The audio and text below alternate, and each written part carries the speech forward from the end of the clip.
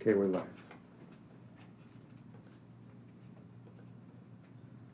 All right, good morning. This is the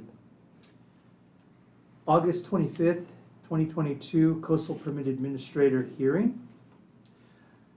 First of all, I want to start out by saying that the Mendocino County Coastal Permit Administrator meetings will be conducted virtually and not available for in-person public participation. The provisions of Government Code Section 54953 and the recommendation of the Mendocino County Health Officer. Meetings are live streamed and available for viewing on the Mendocino County YouTube page. All right, so I am calling the meeting to order at 11:01 a.m. May I please get a determination of noticing? Have all projects been properly noticed? Yes, all projects on the agenda have been properly noticed. Thank you. So that brings us to the regular calendar. Item number 3A.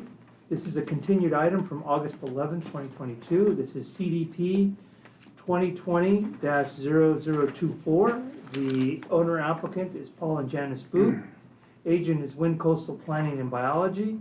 The request is a standard coastal development permit to construct a single-family residence, including attached decking, patios, and garage. The request includes the installation of mitigation fencing, a primary septic, and a future vested opportunity to install a replacement septic system.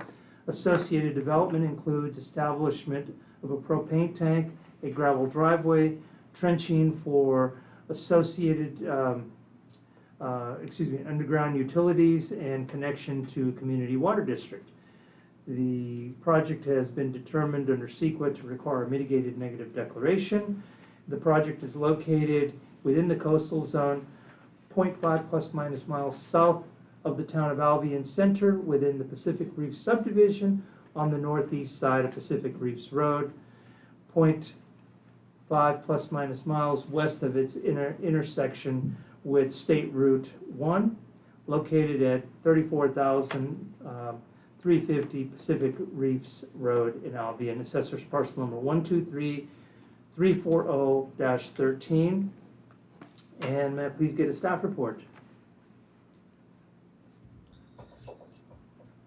Good morning, CPA Gonzalez, and thank you. This is Jessie Waldman, planner for Mendocino County Planning and Building Services. And our office has received multiple comments within the last 48 hours where staff has not been able to adequately review and address the comments that we've received.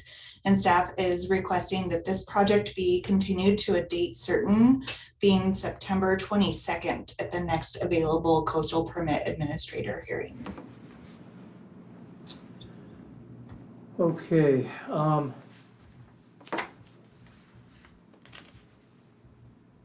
Has the applicant been advised?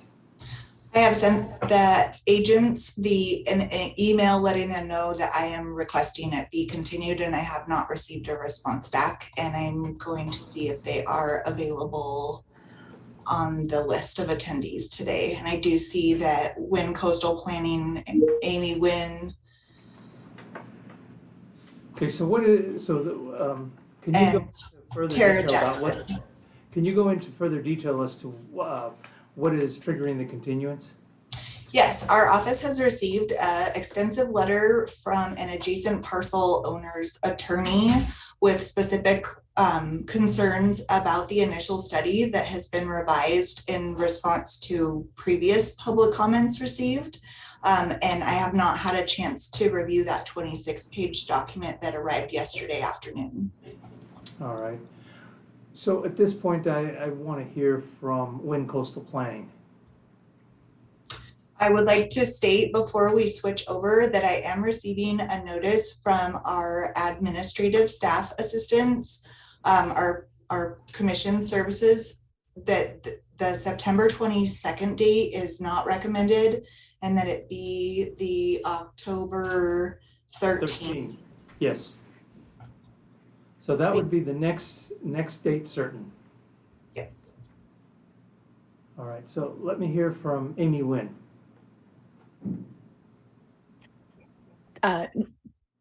Thank you, CPA Gonzalez. I'm not the lead on this project. I'm here to assist, and so I'm going to ask that my senior planner, Tara Jackson, speak for this project. Thank you very much. Thank you. Hi, And I guess one of the questions for Tara too is, have you seen the correspondence that has come in? yes, I did see the correspondence that has come in from Shepard Mullen. I reviewed it this morning. Oh, and again, this is Tara Jackson, agent for the applicant. Okay, so the CPA has not reviewed this material. Staff apparently has not reviewed this material. And the CPA is being asked to continue this. But again, I wanted to make sure that you folks had an opportunity to understand that it would be, that staff is requesting the continuance and that there's, quite a bit of material that's been submitted here. And I think Yes. it would be in everybody's best interest to review this document. Yes, I do think that makes sense. I'm wondering if we can open the project up for public comment prior to continuing the hearing today. So with that said, I would agree with you, and I'm going to ask staff to do a presentation, and I have the ability to continue. So I would like to open it up at this point in time and have staff give us a brief presentation. And at that point, after staff has completed their presentation, I'll ask the agent to provide an overview, and then I will open up the public hearing. So Jesse, go ahead and at least tell us what is the project and then reiterate the continuance.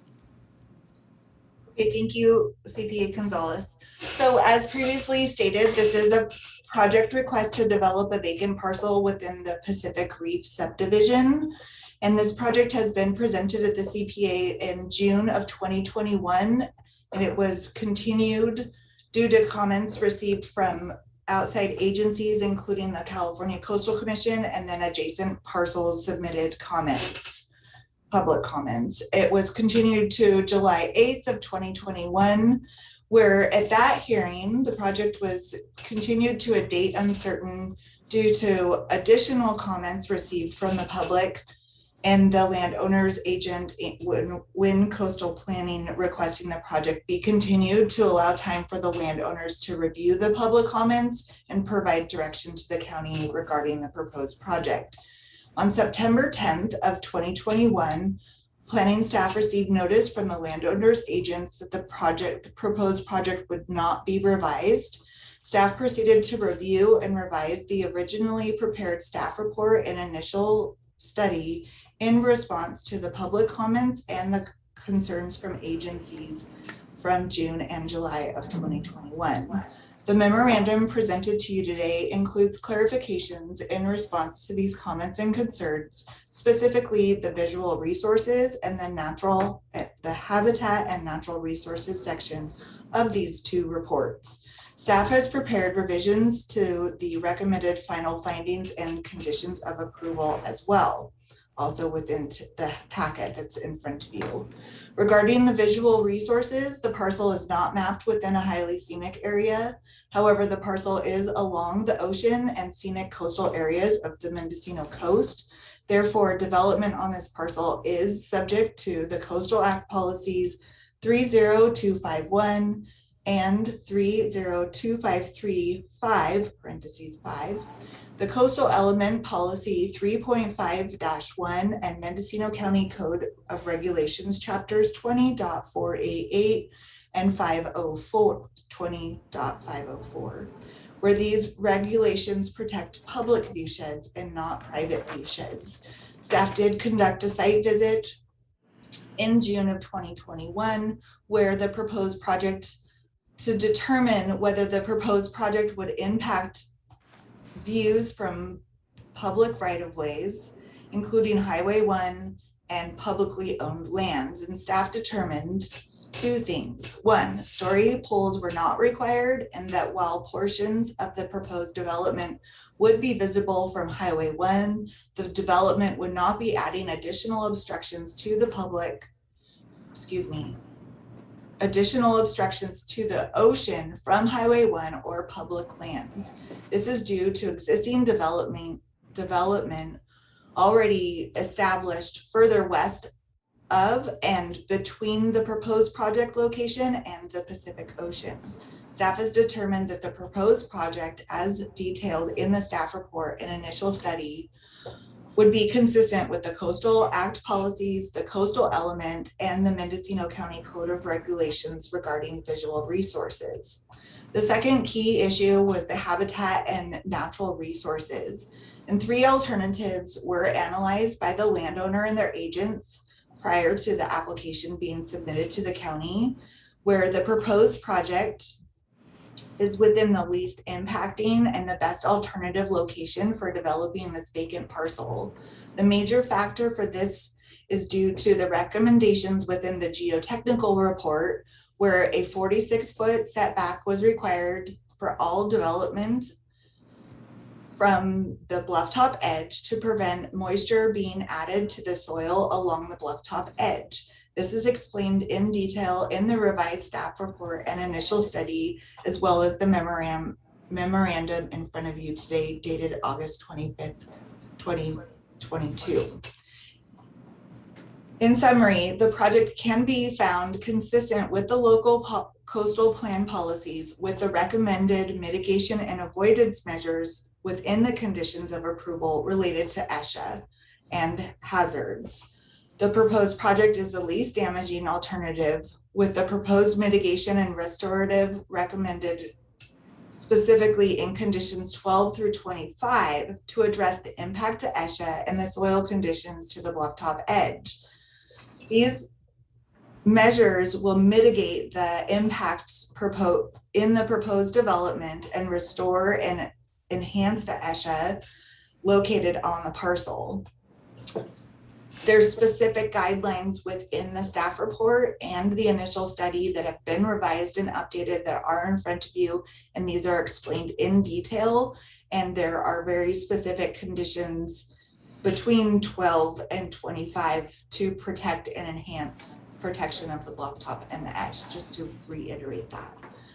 To further protect these issues, the visual resources, the blufftop edge, the safety of the development, and giving the landowner right to develop this vacant parcel,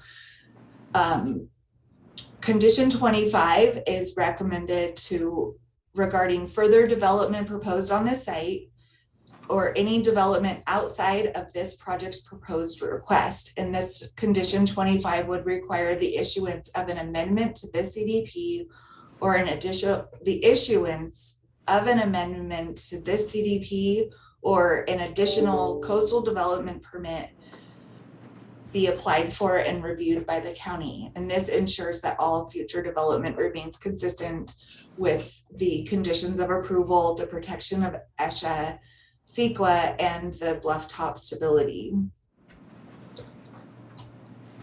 Multiple comments have come in. They have been posted online. Some of them started coming in on Monday.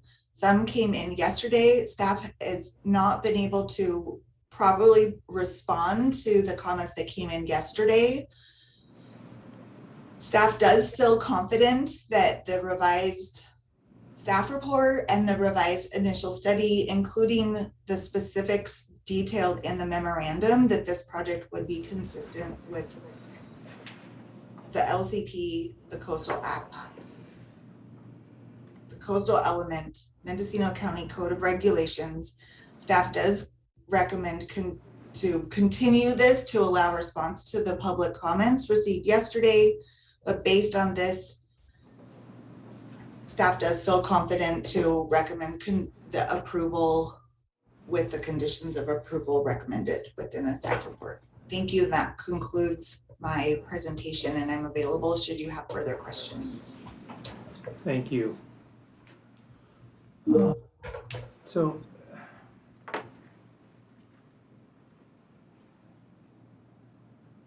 I'm going to go ahead and listen to the agent now.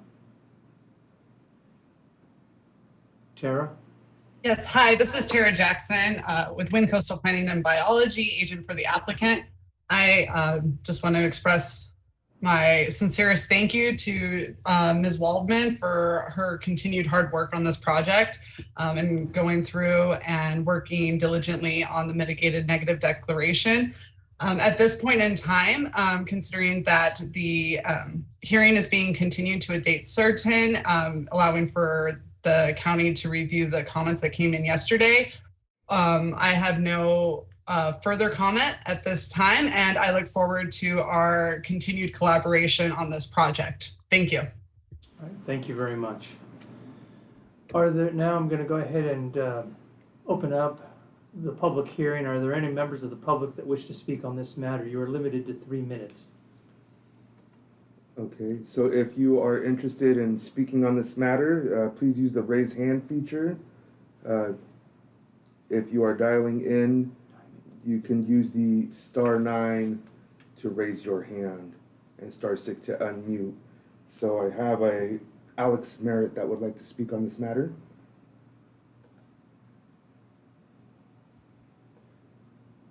Hi, this is Alex Merritt. Can you hear me? Yes, go ahead. Hi, this is Alex Merritt from Shepherd Mullen. We represent Bill and Cynthia Buechler, the neighboring property owners, who are the ones who submitted the comment letter. The Buechlers are also here today, and I think you'll hear from them in a bit. But frankly, I'm puzzled by why we are here today. This project was last before you in July 2021, more than a year ago. And at that time, we emphasized that the Buechlers do not oppose development of a house on this lot, but the current project design has significant problems and can't legally be built. The county continued the hearing from July 2021 so that the applicants and planning staff could address those concerns. But now here we are 13 months later and nothing has changed. The applicants have made no changes to the project design. In fact, despite multiple requests, the applicants have refused to even meet with their neighbors to talk about the project, which is unheard of in a land use matter, in my experience. And planning staff did not correct any of the legal problems under CEQA and the LCP. So the issues today are identical to the ones we raised 13 months ago. So I'm not sure why a further continuance is necessary. It's the exact same issues that were raised a long time ago and that the applicants and staff have had a long time to address. The problems are detailed again in our new comment letter, which we submitted yesterday. We've also submitted a new expert report from Soul Ecology, a qualified biologist, who expands on the biological flaws with the project. But once again, we'd ask that the county deny the permit and require a redesign. I just want to briefly emphasize a few key points. The first is the CC&Rs. This property is subject to the Pacific Reef CC&Rs, which govern all of the lots in the neighborhood. And Restriction 19 requires a 20-foot side setback. The project violates that restriction. It includes only a 6-foot side setback. The Buechlers have a private right to enforce that restriction, and therefore, even if the county grants the permit, a court will enjoin construction. Now, I know that the county doesn't get involved in civil matters like CC&Rs, but the fact remains that this is a meaningless exercise. There's no reason for the county to spend time permitting a project that can't actually be built. And despite having more than a year to consider this issue, the applicants still haven't addressed the restriction in the CC&Rs. It's unfortunate that it's come to this, but the applicants have refused to engage with their neighbors. If they had, they would have realized this design limitation earlier, and everyone could have worked out an acceptable design before this came forward for rehearing. There are also a number of continuing CEQA problems and LCP problems with the project, but I see that my time is running out, so we'll save those for next time. Thank you. Thank you very much. Is there anybody else that wishes to speak on this matter? So yes, I have a Kate or Catherine Kafka. Okay. Hi, can you hear me? Yes. Hi, my name is Kate Kafka. I am also of Shepherd Mullen and speaking on behalf of our clients, Bill and Cynthia Buechler. So as it was mentioned, the Buechlers retained qualified biologists from Soul Ecology who prepared an expert report peer reviewing the applicant's analysis of biological resources. In that report, Soul found significant additional issues in this analysis, particularly with respect to significant and unavoidable impacts to ESHA, significant and unavoidable impacts to headland wallflower, and related mitigation measures, which are wholly inadequate. First, the analysis of ESHA is flawed because the project's current design will cause direct impacts to unmapped ESHA areas, including native coastal prairie, which was incorrectly identified on the applicant's map as non-native grassland. For these same reasons, the current project design also violates the planning requirements for ESHA, specifically findings related to finding that there's no feasible, less environmentally damaging alternative. This finding cannot be made here because, as Soil Ecology's report shows, which is attached to our comment letter submitted for this hearing, there is a feasible alternative that is less environmentally damaging for several reasons. This is provided in the attached figure to Soil Ecology's report. This alternative is similar actually to applicant's alternative B proposed. It would reduce the direct impacts to the headland wallflower. It will maintain a continuous coastal prairie habitat for the wallflower and allow for seed dispersal. And it also provides for the minimum 46-foot setback.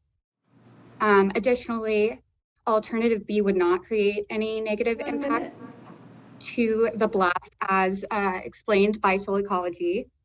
The residents would actually be further away from the bluff than the proposed project design. And all of the other properties are designed similar to alternative B rather than the current design. Finally, any theoretical impact could be addressed by planting soil stabilizing species. The analysis also fails to properly analyze significant and avoidable impacts specifically to the headland wallflower. It relies on inaccurate data and inadequate surveys. The project should be required to conduct at least 2 years of surveys, and the map should be revised to accurately include all ESHA areas. Finally, the mitigation measures are ineffective and should be mandatory. Okay, thank you. Is there anybody else that wishes to speak on this matter? Yes, it looks like I have a bill. I don't know, Buchler here. Let me get him on. Mr. Buchler, go ahead. Yes, we have both asked. We're both on the same video. This is Cynthia Buchler, and Bill Buchler would also like to speak, so we'd each like to have 3 minutes. I'm Cynthia Buchler, and I am the adjacent property owner. I do want to let you know that we had reached out to the booths prior to the July hearing and did not get a response. And after the July hearing of 2021, we again reached out and said, we want to work on an amicable resolution that meets our covenants and restrictions and environmentally is sound, and received no response. We also provided open records request to try to stay on top of this so that we could provide you reports early and could have discussions with the county regarding this and our concerns. And unfortunately, we never received anything from our open records request that told us that September of 2021 that the report was revised and submitted by when. So we first became aware of this when we got a public notice that 30 days ago that this was in fact being reconsidered and this hearing is being set. So we've been trying to work not only with the neighbors, but we've also been trying to work with the county to address issues and try to come up with an amicable solution, and we still are willing to do that. But as property owners there, we've lived there now for 12 years. We've had a property there. We've got married up in California. That's why we ended up buying that property. And we certainly love the area. We love the neighborhood. We love the whole area. It is just such a regrettable situation where we've had whoever owns this property next to us, the booths, have not been in any way trying to reach out to us to see if we can work this situation out. And of course, I will still continue, and Bill will still continue to try to see if we can find a resolution. But certainly we don't oppose building as long as it's in accordance with our covenants and the environmental impact. And both of those, unfortunately, are definitely breached with the proposed plan. that Ms. Walden has submitted as being appropriate, when in fact, everything shows that it is not. And so we would also like to work with Ms. Walden as well. But regrettably, we have not had an opportunity. She has not reached out to us on these things as well. So our goal is to continue to ensure that the covenants and the environmental impacts are respected as the state has required, and we think is an important aspect. And certainly we'll work with anyone who's willing to work with us to make sure that any building that is done is appropriately done in accordance with the laws. Thank you for your time. Thank you very much. Okay, so that was Cynthia's request to speak. So does Bill want to speak on this matter? Yes, please. Okay, go ahead, Bill. Okay, thank you. Thank you, everybody. I appreciate the opportunity to be able to speak today. I appreciate everybody's time. I'm just really going to piggyback on what Alex, Kate, and Cynthia have already brought forward. I think when you look at this, when you look at the project and you look at the letter and you look at the legalities, I just think this project is just fatally flawed in so many different respects. And I just want to voice my frustration that we're here 13 months later. It's really just minor clerical errors that were done, clerical corrections that were made in revisions that were made in the report. It really didn't address the substantive issues that we have moving forward. And so I'm frustrated with that. I'm frustrated with the notice. We have tried to have some meaningful engagement with the county, with the neighbors, with Ms. Jackson. We'd be willing to do so, but we haven't heard anything in over a year.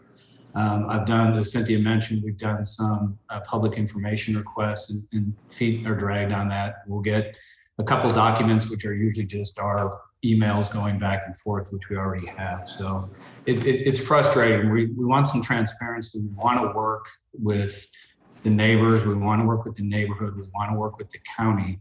But there are some serious flaws here in this report. And as Kate even said right here, the mapping wasn't even correct to begin with in that report. So there are a lot of issues that need to be addressed. And I hope when we come back here in October, I'd like to be able to have a dialogue before that to see if we can work this out. Because I know, in terms of the file, I'm sure there's a checklist. Yes, the 30 days notice was given, but we are the adjacent landowners, and we've asked to be more engaged in the process. So again, we're willing to do that moving forward, and we hope that the county seriously considers these fatal flaws that we have in this that we pointed out in this report. And moving forward, and let's try to get this resolved and work together on this. So thank you for your time. Thank you. Is there anybody else that wishes to speak on this matter? I have a Jeanette Dinwiddie Moore with her hand raised. So, all right. Let me see, where did she go? She's with PG&E. Yeah, her arm's down again. Oh, okay. So yeah. I do see someone did dial in. So if you'd like to speak on this matter, please use the raise hand feature. If you are dialing in, please use *9 to raise your hand and *6 to unmute if you'd like to speak on this matter.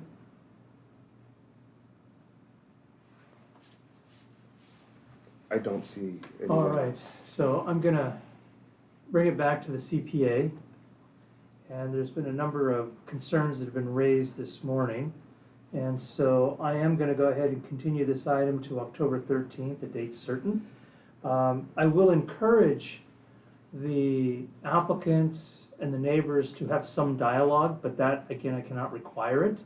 I'd like to see some resolution on October 13th. And so with that, this item is continued. So I'm basically continuing the public hearing until such date. All right. Thank you.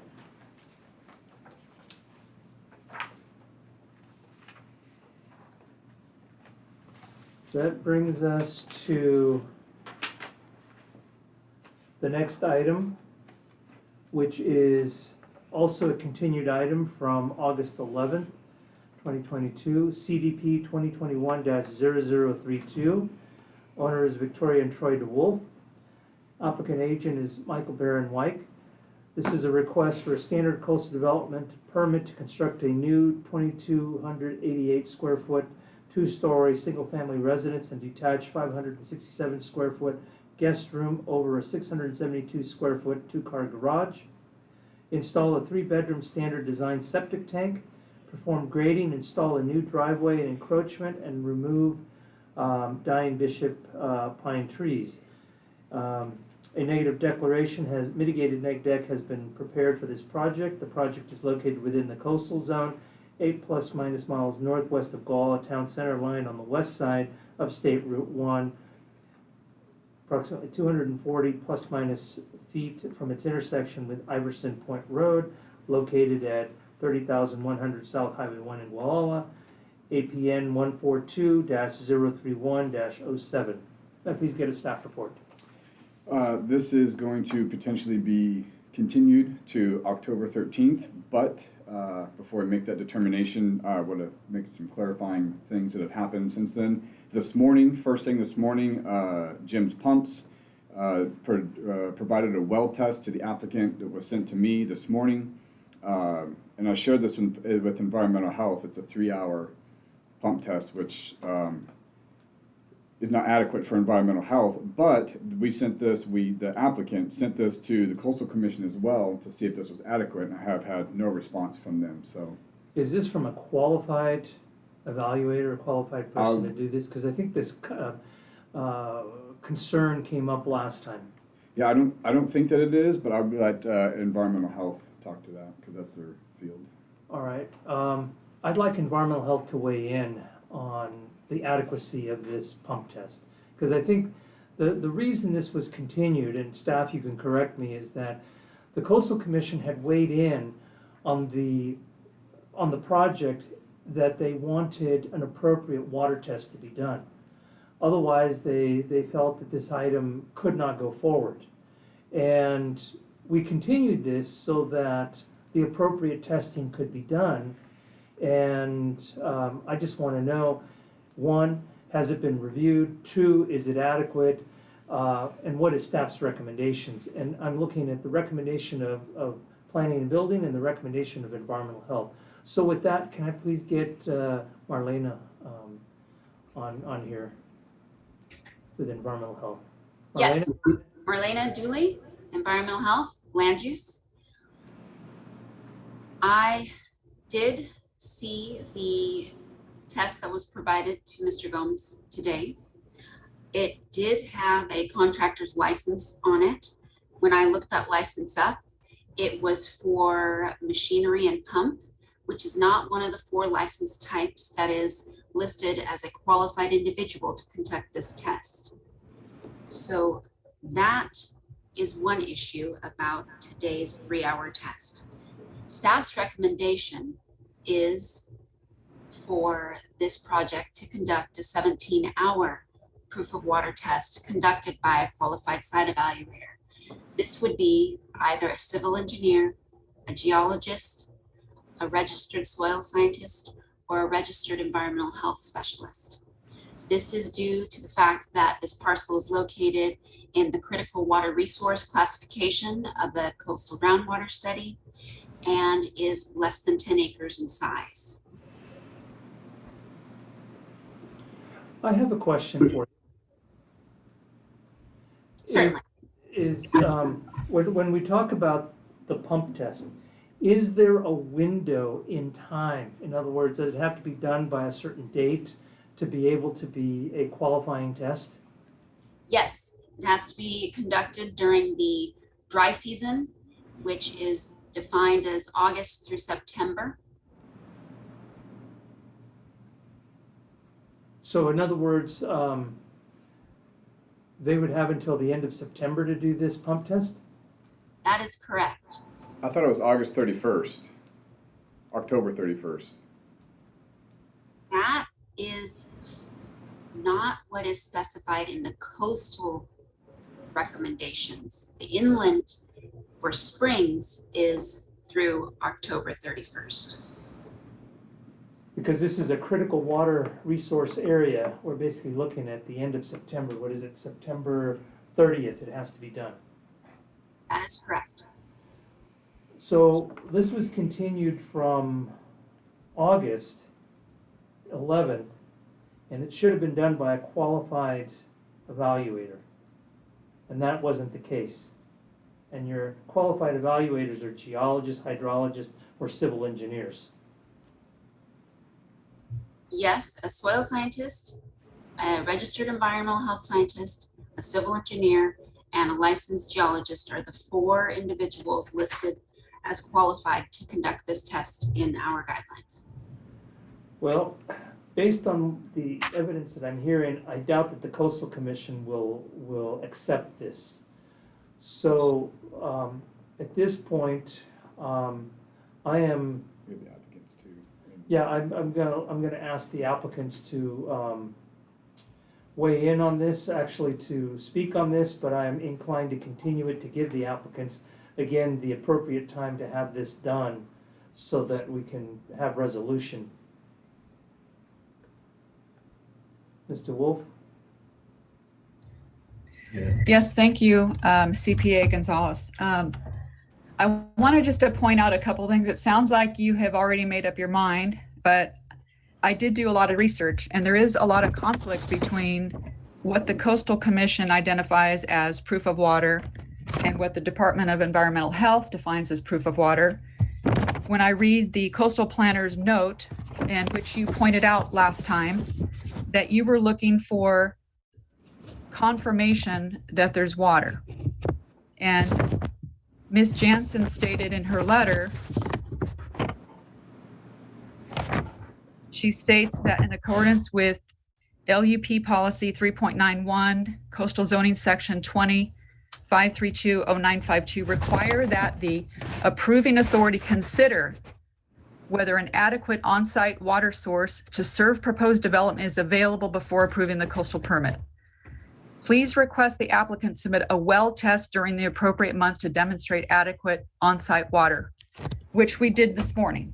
So we are in the dry season, and we still got 2 gallons per minute out of that well this morning, consistently. We could have run that test for 17 more hours. I just don't want to waste the water. And that was one of your comments too in the last meeting. 17 hours of pumping that much water seems like a waste. The other issue we have is we did look into the 17-hour test, and it is performed only by certain people. The availability of getting those people to our site and perform this between the deadline of September 30th is probably impossible. I'm not saying we can't continue to look, but we might have to go with farther area outreach to see if we could get someone that's identified. So my request to you is to go back to the concern, which is there adequate water supply for the coastal development permit? My other question to environmental health is going back to if in fact proof of water is required in accordance with the table. So the table that's identified in the groundwater investigation requirements shows that single family residence on existing lots of record, which this is, no investigation is required. So I just would like you to confirm that as well. Thank you. Thank you. Is there anybody else from the applicant side that wishes to speak on this matter? If you are representing this project as an agent or applicant,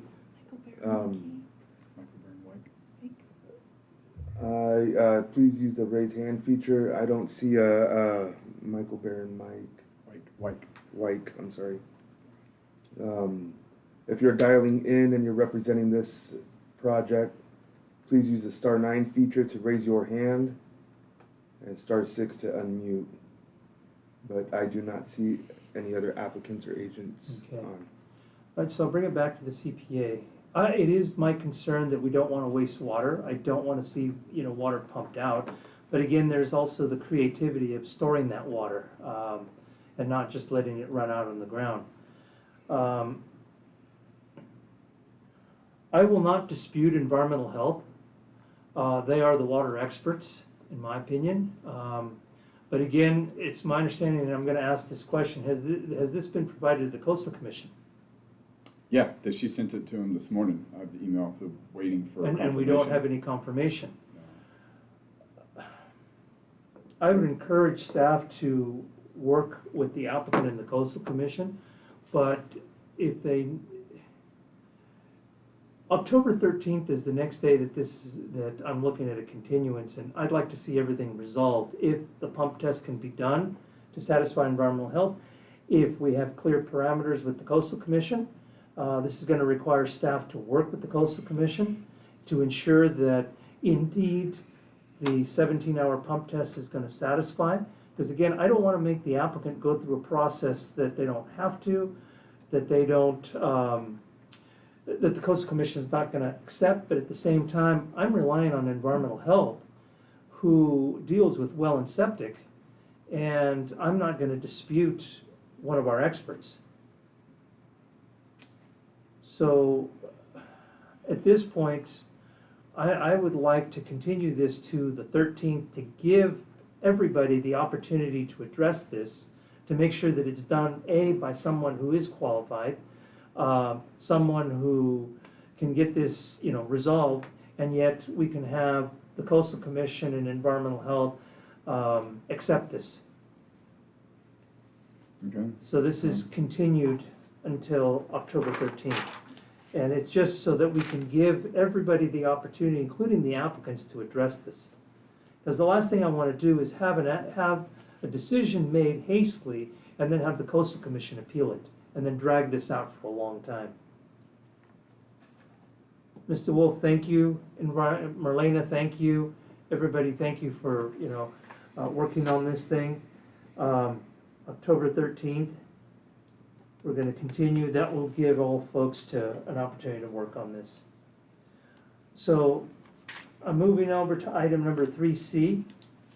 This is also a continued item from July 14th, 2022, CDP 2021-0036. This is owner applicant is Pacific Gas and Electric, and the request is a standard coastal development permit application to remove vegetation, e.g. 69 trees and other vegetation, and satisfy fire safe standards within 50 feet of the perimeter fence of the PG&E substation in Mendocino.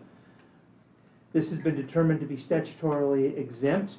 Property is located in the coastal zone, 0.71 plus minus miles northeast of Mendocino Town Center, lying on the south side of Little Lake Road, approximately 199 feet from its intersection with Wheeler Street, located at 44,325 Little Lake Road in Mendocino.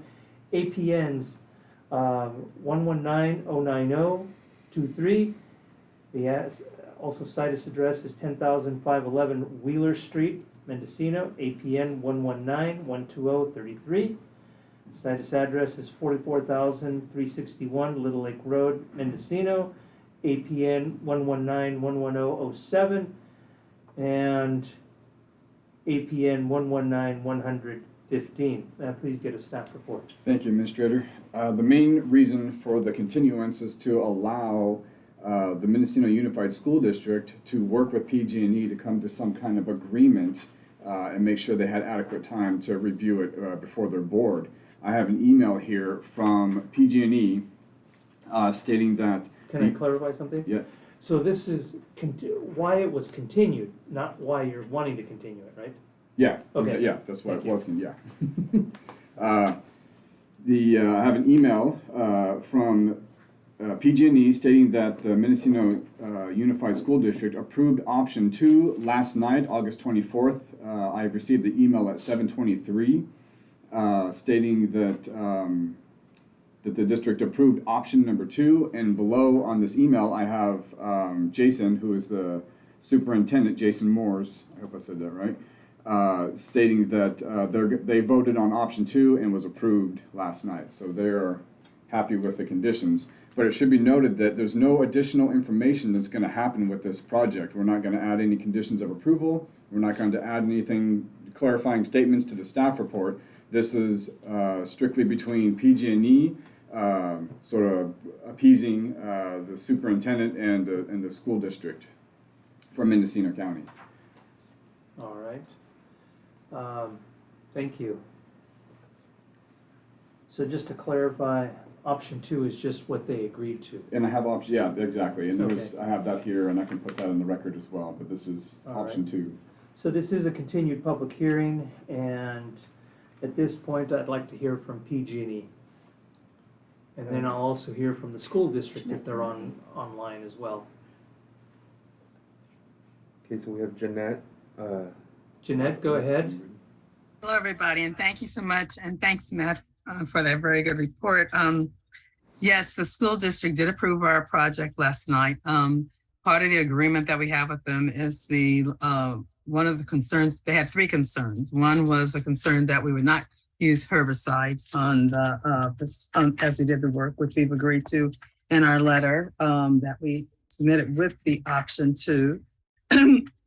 Excuse me. They were also concerned that we would continue to maintain that area, which we have agreed to do as long as SB 901 is in effect. And they were also concerned about that they would not incur any costs related to this. So all of those are agreed to as part of the agreement we had with them in our letter to them, and also with the option 2.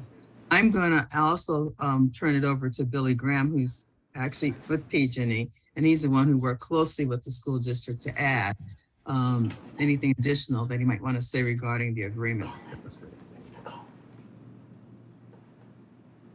So I have a telephone number 530-480. 530-488-0154 on the line right now. Is that who is going to speak on this? Yeah, I think that's Billy's number. Yes. All right. Yes. Good morning, everybody, and again, thanks for the time. We did, as in our first hearing with you guys, we originally had an agreement with the school district, and apparently it was not adequate. We have worked with the school district and the school board to come up with another plan, primarily centered around, as Jeanette mentioned, not only non-use of herbicides, but also the school district wanted to ensure that we would maintain that area in perpetuity, which we're inclined to do, and also, provide a little bit of restoration in the appropriate locations based on risk and wildfire risk. And so after that hearing, the board did approve option 2. We did provide the board with a couple of different restoration type options so that they would have a palette to choose from. They did choose the second option, which includes a little bit of restoration on their property. And with that said, we are in agreement and we can move forward. All right, thank you. Is there anybody else from PG&E that wishes to speak on this matter? If you are representing PG&E on this matter, please use the raise hand feature to speak. I don't see any. Okay, if not, I'm going to go ahead and bring it back to the CPA and open up the public hearing. And is there anybody that wishes to speak on this matter from the public? If you would like to speak on this matter, I have a raised hand. we do, yes. Ms. Weibel, Let me get her on. you have 3 minutes. Hi, can you hear me? We can hear you. Hello? Yes, go ahead. If a problem exists with school Zoom, I will call by phone. I attended the July and both August meetings, submitted written and verbal comments, and also attended last night's meeting. I'm concerned that the district did not consult an environmental lawyer, probably did not consult with the Coastal Commission, and did not inform parents of the effects of cutting up to 52 trees and bushes in a timely manner. The children, the sensitive receptors, would not be protected from electromagnetic radiation without these trees. This technology is damaging to people, plants, and animals. The area hosts environmentally sensitive plants and animals. The trees with the diameter of up to 80 feet and a height between 10 feet and 60 feet includes redwoods, Monterey pine, eucalyptus, Douglas fir, tan oak, willows, and wax myrtle. Why would the 100-foot defensible space requirement override the 100-foot ESHA requirement in regards to wetlands? It's called Little Lake Road. There's a wetland area there. There cannot also not be pesticides used. I thought it wasn't used in Mendocino County. I was amazed to, see that it is used. It shouldn't be used on the other properties as well. And is MUSD getting the lumber from these trees before they're chipped? I mean, to think of an 80-foot tree with a diameter of, 60 feet or something to that effect to be put into chips is not quite the idea. And also, are they getting the chips for the other thing? That watering will take 20 years, and some trees are not a fire danger. And why is option 2 not clarifying whether there's 1 or 2 redwoods removed? And it also doesn't show the height and the width. And the work needs to happen outside of school hours because of noise, but also of the horrible scenery. This is a war that is happening here on school grounds. It's not up to the school district to protect the children from getting, close to that site. So I'm not happy with many of the issues, but my question is, why is it overriding ESHA? That is my main, question. Thank you very much. Does staff have any closing comments? Wait, was there Oh, is there anybody else that wishes to speak on this matter? If you'd like to speak on this matter, please use the raise hand feature. I don't see any. Do not see anybody, so I'm going to return it back to the CPA. My question is to staff, are there any closing comments? Have all the items been adequately addressed? They have, and one of the main issues is the state mandate takes precedent over county mandate, especially SB 901 is specific for fire safety, and regardless of the wetland. A biological survey was done, which is why there were mitigation measures in place, redoing a replanting. I realize that it's not ideal, but when you're doing a vegetation removal, it's hard to replant when you're supposed to be removing. So an off-site planting at the Mickey Trust property is taking place. And I can understand the concerns of the public for ESHA and wetlands, but again, we're dealing with a Senate bill that puts lives at the top of the list here. And one of my biggest concerns when this was continued was that the school district be consulted. PG&E apparently has done that. This went to a full board meeting, and basically what we have is that the board has accepted an alternative, and PG&E is more than willing to work with PG&E on this. So PG&E and the school board are working together. So with that, thank you for the evidence provided, documentation from both PG&E and the school board, and again, public testimony. With that, I'm going to go ahead and approve CDP 2021-0036. And with that, that takes us to item 4, which is matters from staff. Do we have any matters from the staff? No. Matters from the public. Any matters from the public? This is for anything that is not on the agenda. If you would like to speak on any matters from the public, please use the raise hand feature. If you're dialing in, you can press *9 and to raise your hand. So I have one person to speak on that matter. All right. You have 3 minutes. Thank you so much. I won't use all the 3 minutes. I'll try to be brief. The public is still asked to let you know ahead of time if they're going to comment or not. And their public is getting an email saying that they will hear back a response to that email. And that used to happen, and that doesn't happen anymore. So I think it's confusing, and it would be good to have a different language so the public is not waiting for a second email, but actually goes to the agenda and just connect on the agenda. I guess you also accept for people to just talk without even letting you know ahead of time. That's one point. The other one, I'm concerned about electromagnetic radiation, and the guidelines that Mendocino County adopted in 2015 are so out of date that it really needs to be rewritten.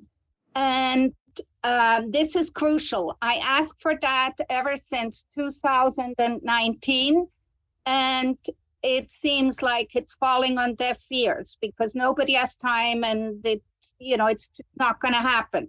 But this is important, and it is important that the Planning Commission and staff and the coastal administrator and all these people are knowledgeable, become knowledgeable about electromagnetic field radiation, and that there is a workshop which shows the current technology, which is scientifically proven that it's harmful regardless of the frequencies, and that's settled. So it's very dangerous for women, the fetus, and children and adolescents especially to be surrounded by this. And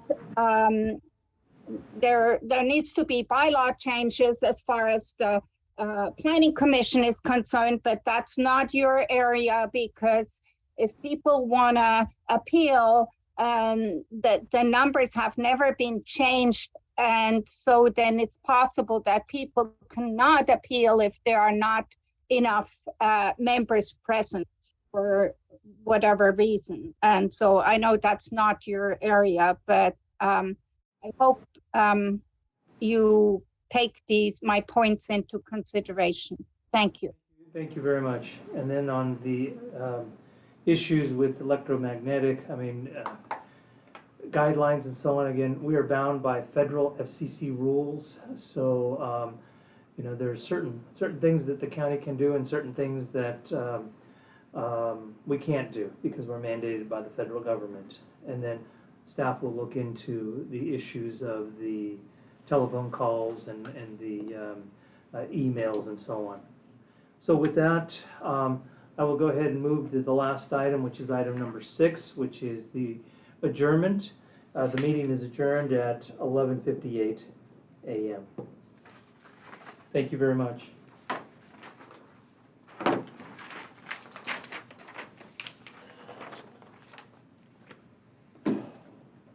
Bad track record today, an hour.